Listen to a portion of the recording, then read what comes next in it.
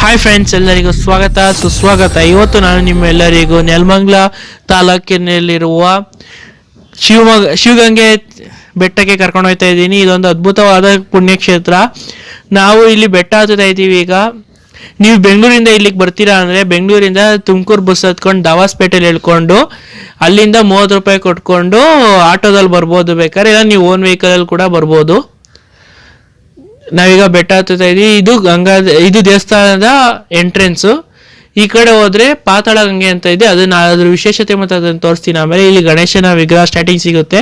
ಮತ್ತೆ ಇಲ್ಲಿ ಬಲಭಾಗದಲ್ಲಿ ಹೊನ್ನಮ್ಮ ದೇವಸ್ಥಾನ ಐತೆ. ಬಂಡೆಗಳನ್ನು ಕೊರೆದಿ ಮಾಡಿರೋಂಥ ದೇವಸ್ಥಾನ ಅತಿ ಅದ್ಭುತವಾಗಿ ಸೂಪರ್ ಆಗಿದೆ. ನೀವು ಒಂದ್ಸತಿ ಒಳಗಡೆ ಹೋಗಿ ಟ್ರೈ ಮಾಡಿ ನೋಡಿ.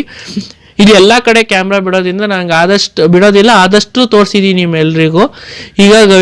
ಈಗ ದೇವಸ್ಥಾನ ತೋರಿಸ್ತಾ ಇದ್ದೀನಿ ನಾನು ನಿಮಗೆ. ಈ ದೇವಸ್ಥಾನದ ಒಳಗಡೆ ಇಲ್ಲಿ ತನಕ ಮಾತ್ರ ಕ್ಯಾಮ್ರಾ ಬಿಡೋದು, ಇದ್ರೊಳಗಡೆ ಬಿಡೋದಿಲ್ಲ. ಇದು ದರ್ಶನ ಮಾಡ್ಕೊಂಡು ಬಂದಾಗಿದೆ ನೋಡಿ. ಇದು ದೇವಸ್ಥಾನದ ಹೊರಗಡೆ ಸುತ್ತ ಅಷ್ಟು ಸೂಪರ್ ಆಗಿದೆ. ಇಲ್ಲಿ ಮತ್ತೆ ಸುಬ್ರಹ್ಮಣ್ಯ ಮತ್ತೆ ನಾಗರಕಟ್ಟೆ ಇದೆ ಇದೇ ಜಾಗದಲ್ಲಿ ಹೊರಗಡೆ. ತುಂಬಾ ಸೂಪರ್ ಅದ್ಭುತವಾಗಿದೆ. ಇಲ್ಲಿ ಎಷ್ಟೊಂದು ಜನ ಬರ್ತಿರ್ತಾರೆ. ನಾವಿಲ್ಲಿ ಜಾತ್ರೆ ಹಿಂದಿನ ದಿನ ಹೋಗಿದ್ದೀವಿ. ಇಲ್ಲಿ ದೇವಸ್ಥಾನದ ಒಳಗಡೆ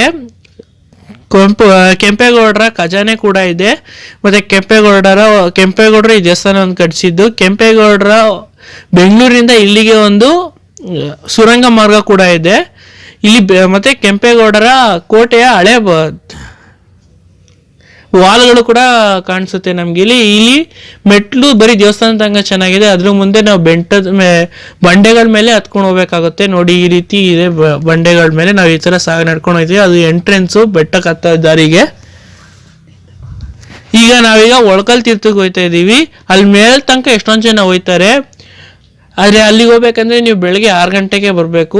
ಈ ತರ ದಾರಿಗಳಿರುತ್ತೆ ಮಧ್ಯದಲ್ಲಿ. ಮತ್ತೆ ಬಂಡೆಗಳ ಮೇಲೆ ಹತ್ಕೊಂಡು ಹೋಗ್ಬೇಕಾಗುತ್ತೆ.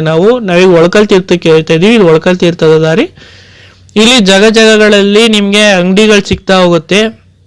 ಅಲ್ಲಿ ಪಾನೀಯಗಳು ಎಲ್ಲ ಸಿಗುತ್ತೆ. ಇಲ್ಲಿ ಎಷ್ಟೊಂದು ಜನ ಬರ್ತಿರ್ತಾರೆ. ನಾವು ಜಾತ್ರೆ ಹಿಂದಿನ ದಿನ ಬಂದಿದ್ದೀವಿ, ಅಂದ್ರೆ ಸಂಕ್ರಾಂತಿ ಹಬ್ಬದ ಹಿಂದಿನ ದಿನ ಬಂದಿದ್ದೀವಿ.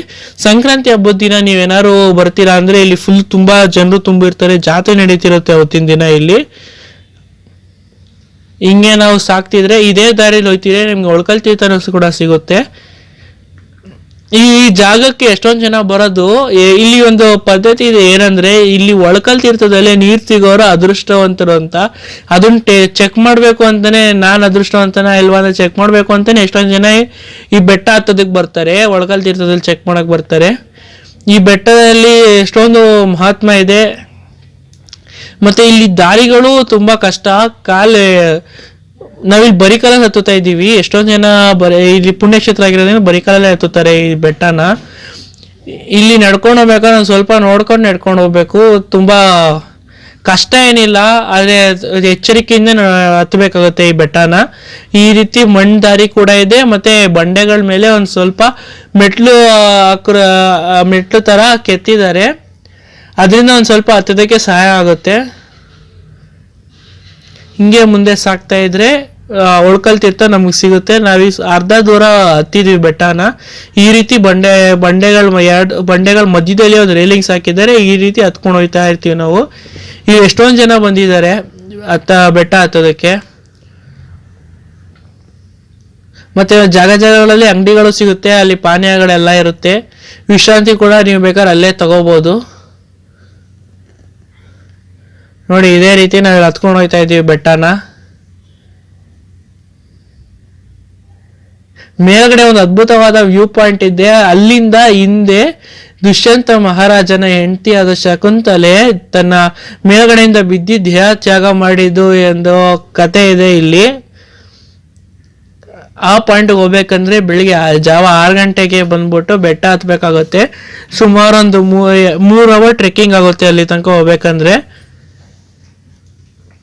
ನಾವಿಲ್ಲಿ ಬರೀ ಒಳಕಲ್ ತೀರ್ಥ ತನಕ ಮಾತ್ರ ಹೋಗಿದ್ವಿ. ಅಲ್ಲೂ ಅಷ್ಟೇ ಒಳಗಡೆ ಎಷ್ಟೊಂದ್ ಕಡೆ ಕ್ಯಾಮ್ರಾ ಬಿಡೋದಿಲ್ಲ. ನಮ್ಗೆ ಎಷ್ಟಾಗುತ್ತೋ ಅಷ್ಟು ಜಾಗಗಳನ್ನ ನಿಮ್ಗೆ ತೋರಿಸಿದೀವಿ. ನೀವು ಒಂದ್ಸತಿ ಈ ಜಾಗಕ್ಕೆ ಬಂದು ಇಲ್ಲಿ ಜಾಗ ನೋಡ್ಕೊಂಡು ಹೋಗ್ಬೇಕು.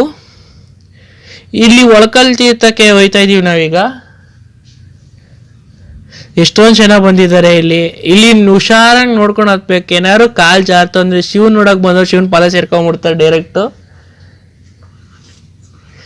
ಇಲ್ಲಿ ಎಷ್ಟೊಂದು ಜನ ಸ್ಕೂಲ್ ಮಕ್ಳುಗಳು ಬಂದಿರೋ, ಟ್ರಿಪ್ ಕರ್ಕೊಂಡ್ ಬಂದಿರ್ಬೋದೇನೋ, ಎಷ್ಟೊಂದು ಜನ ಬಂದಿದ್ರು.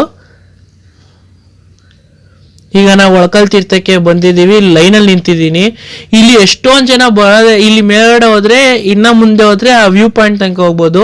ಇಲ್ಲಿ ಎಷ್ಟೊಂದು ಜನ ಬರೋದೇನೆ ತಮ್ಮ ಅದೃಷ್ಟ ಚೆಕ್ ಮಾಡ್ಕೊಳಕ್ಕೆ ಅಂತ, ಅದು ನಿಜಾನ ಸುಳ್ಳ ಅಂತ ಟ್ರೈ ಮಾಡಕ್ ಬರ್ತಾರೆ. ಇಲ್ಲಿ ಎಷ್ಟೊಂದು ಜನ ಮಾತಾಡ್ಕೊಂತಿದ್ರು, ನನ್ಕಿಂತ ಉದ್ದ ಇರೋರು ಕೂಡ ನೀರ್ ಸಿಕ್ಕಿಲ್ಲ, ನನ್ಗೆ ನೀರ್ ಸಿಕ್ಕಿಲ್ಲ ಅಂತ. ನನಗಿಲ್ಲಿ ನೀರ್ ಸಿಕ್ತು, ನೀವು ಹೋಗಿದ್ರೆ ನೀರ್ ಸಿಗ್ತಾ ಇಲ್ವಾ ಅಂತ ಕಮೆಂಟ್ ಮಾಡಿ. ಇಲ್ಲಿ ಈ ದೇವಸ್ಥಾನ ಕಟ್ಟಲಿಕ್ಕೆ ಕಾರಣರಾದ ಜನರುಗಳು ಅಥವಾ ದೇವಸ್ಥಾನದ ಬಗ್ಗೆ ಇನ್ಫಾರ್ಮೇಶನ್ ನ ಬರೆದಿ ಒಂದು ಬೋರ್ಡ್ ಅಲ್ಲಿ ಹಾಕಿದ್ದಾರೆ. ಇದು ಈ ಬೆಟ್ಟ ಹೆಂಗಿದೆ ಅನ್ನೋ ಒಂದು ಕೆತ್ತನೆ ಕೂಡ ಮಾಡಿದ್ದಾರೆ. ಇಲ್ಲೊಂದು ಸಿಂಹಾಸನ ಕೂಡ ಕೆತ್ತನೆ ಮಾಡಿದ್ದಾರೆ. ಅಲ್ಲಿ ಕಾಣಿಸ್ತಿದೆಯಲ್ಲ ಕೆಳಗಡೆ ಇದೆಯಲ್ಲ, ಅಲ್ಲಿ ಮೇಲ್ಗಡೆ ಇನ್ನೊಂದು ನಂದಿ ಇದೆ. ಆ ನಂದಿ ಹತ್ರ ಎಷ್ಟೊಂದು ಜನ ಹತ್ತುತ್ತಾರೆ. ಅಲ್ಲಿ ತನಕ ಹೋಗ್ಬೇಕಂದ್ರೆ ಸ್ವಲ್ಪ ಕಷ್ಟ ಆಗುತ್ತೆ. ಇಲ್ಲಿ ತನಕ ಮಾತ್ರ ಸ್ವಲ್ಪ ಮೆಟ್ಲು ತರ ಆದ್ರೂ ಇದೆ, ಅಲ್ಲಿ ಮುಂದೆ ಇನ್ನ ಕಷ್ಟ ಆಗುತ್ತೆ. ಎಷ್ಟೊಂದು ಜನ ಹೋಗ್ತಿರ್ತಾರೆ ಅಲ್ಲಿಗೆ ಹೋಗ್ಬೇಕಂದ್ರೆ ನೀವು ಬೆಳಿಗ್ಗೆ 6 ಗಂಟೆಗೆ ಬರಬೇಕು. ಇಲ್ಲಿ ಗಣೇಶ ಕಾಣಿಸ್ತಿದೆ, ಮತ್ತೆ ಇಲ್ಲಿ ಭೋಜನ ವ್ಯವಸ್ಥೆ ಕೂಡ ಇದೆ. ಊಟ ತುಂಬಾ ಅದ್ಭುತವಾಗಿತ್ತು, ಪ್ರಸಾದ. ನೀವು ಒಂದ್ಸತಿ ಬನ್ನಿ, ಟ್ರೈ ಮಾಡಿ. ಮಧ್ಯಾಹ್ನದ ಹೊತ್ತು ಪ್ರಸಾದ ತುಂಬಾ ಸೂಪರ್. ಈಗ ನಾವು ಎಂಟ್ರೆನ್ಸ್ ಬಂದಿದೀವಿ. ಇಲ್ಲಿ ಎಂಟ್ರೆನ್ಸ್ ಅಲ್ಲಿ 5 ರೂಪಾಯಿ ಒಬ್ರಿಗೆ ಎಂಟ್ರಿ ಟಿಕೆಟ್ ಕೊಡ್ತಾರೆ. ಇಲ್ಲಿ ತನಕ ಅಷ್ಟೇ ನಮ್ ಕ್ಯಾಮ್ರಾ ಇರೋದು, ಮುಂದೆ ಕ್ಯಾಮ್ರಾ ಬಿಡೋದಿಲ್ಲ. ಈ ದೇವಸ್ಥಾನ ಅಂತೂ ಬಂಡೆ ಕರೆದು ಎಷ್ಟು ಅದ್ಭುತವಾಗಿ ಮಾಡಿದ್ದಾರೆ ಅಂದ್ರೆ ಅದನ್ನ ಹೇಳಕ್ಕೆ ಆಗಲ್ಲ. ಸೂಪರ್ ಆಗಿ ಕಟ್ಟಿದ್ದಾರೆ. ನೆಕ್ಸ್ಟ್ ನಾ ಈಗ ಪಾತಾಳ ಗಂಗೆ ಹತ್ರ ಹೋಗ್ತಾ ಇದ್ದೀನಿ. ಇಲ್ಲಿ ಸಂತಾನ ಪ್ರಾಪ್ತಿ ಆಗದೆ ಇರೋರು ಎಷ್ಟೊಂದು ಜನ ಬಂದು ಪೂಜೆ ಮಾಡ್ಕೊಂಡು ಹೋಗ್ತಾರೆ ಅಂತ ಮಾತಿದೆ. ಈಗ ಇಲ್ಲಿ ತಯಾರಿಗಳನ್ನ ಮಾಡ್ಕೊಂತಿದ್ದಾರೆ ನಾಳೆ ಜಾತ್ರೆಗೋಸ್ಕರ. ಇಲ್ಲೂ ಕೂಡ ಅಷ್ಟೇ, ಒಳಗಡೆ ತನಕ ಕ್ಯಾಮ್ರಾ ಬಿಟ್ಟಿಲ್ಲ. ನಮ್ಗೆ ಎಷ್ಟಾಗುತ್ತೋ ಅಷ್ಟು ತೋರಿಸಿದೀವಿ. ಅದೇ ಎಂಟ್ರೆನ್ಸ್ ಅಲ್ಲೇನೆ ಬರ್ಬೇಕಾದ್ರೆ ರೈಟ್ ಸೈಡಿಗೆ ನಿಮ್ಗೆ ಅಲ್ಲಿ ಮೆಟ್ಲು ತರ ಸಿಗುತ್ತೆ ಇನ್ನೊಂದು, ಅಲ್ಲಿ ಸ್ಟ್ರೈಟ್ ಹತ್ಕೊಂಡು ಹೋದ್ರೆ ಈ ಜಾಗಕ್ಕೆ ನಾವು ತಲುಪ್ಬೋದು, ಪಾತಾಳ ಗಂಗೆಗೆ. ಇಲ್ಲಿ ಎಷ್ಟೊಂದು, ಅಲ್ಲಿ ಒಂದು ವೀರಭದ್ರೇಶ್ವರ ಸ್ವಾಮಿ ದೇವಸ್ಥಾನ ಚಿಕ್ಕದಾಗಿ ಬಂಡೆಲೆ ಕೆತ್ತಿದ್ದಾರೆ, ಬಹಳ ಅದ್ಭುತವಾಗಿ ಕೆತ್ತಿದ್ದಾರೆ. ಅದನ್ನ ಮಾತ್ರ ನೀವು ಇಲ್ಲೊಂದ್ಸತಿ ಬಂದು ನೋಡ್ಕೊಂಡು ಹೋಗಿ. ಫ್ರೆಂಡ್ಸ್, ನೀವು ಇಲ್ಲಿ ತನಕ ವಿಡಿಯೋ ನೋಡಿದ್ದೀರಾ ಅಂದ್ರೆ ವಿಡಿಯೋ ಇಷ್ಟ ಆಗಿಲ್ಲಬೇಕಲ್ಲ, ವಿಡಿಯೋ ಇಷ್ಟ ಲೈಕ್ ಮಾಡಿ, ಚಾನಲ್ ಸಬ್ಸ್ಕ್ರೈಬ್ ಮಾಡಿ, ಬೆಲ್ ನೋಟಿಫಿಕೇಶನ್ ಆಲ್ಗೆ ಸೆಟ್ ಮಾಡೋದಂತ ಮರೆಯಲೇಬೇಡಿ. And thanks for watching.